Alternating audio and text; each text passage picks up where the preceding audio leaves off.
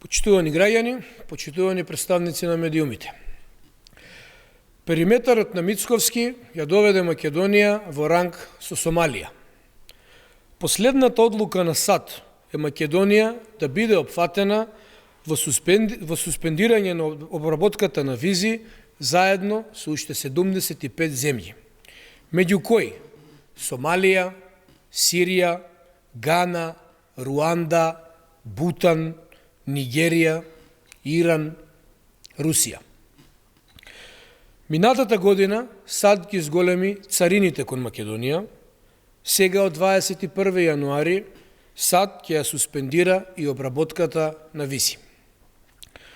СДСМ подолг период предупредува за штетата од погрешните политики на тендер коалицијата ДПМ не знам, која го загрозува стратешкото партнерство со САД и интеграциите кон Европската Унија. Најблизок соработник на Мицковски во владата е Иван Стоилјковиќ, кој има отворени проруски ставови и директна врска со Москва. Пред само неколку дена го видовме како слави заедно со ноќните волци блиски до Путин. Паралелно со овие антиамерикански активности, владата на Мицковски води и анти-ЕУ кампања.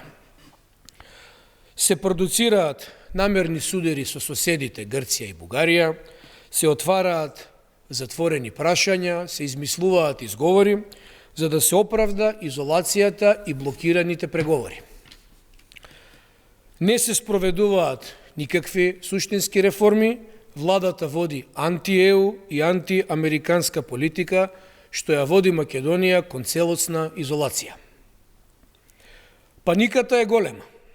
САД носат специјален закон за Западен Балкан, насочен директно кон борбата против криминалот и корупцијата, и ова се само првите чекори кои што засега ги гледаме.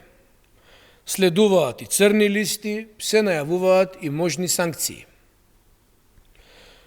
СДСМ ќе продолжи да ја разоткрива оваа агенда, бидејќи наши стратешки пријатели се САД, а местото на Македонија е во Европската Унија. Ви благодарам.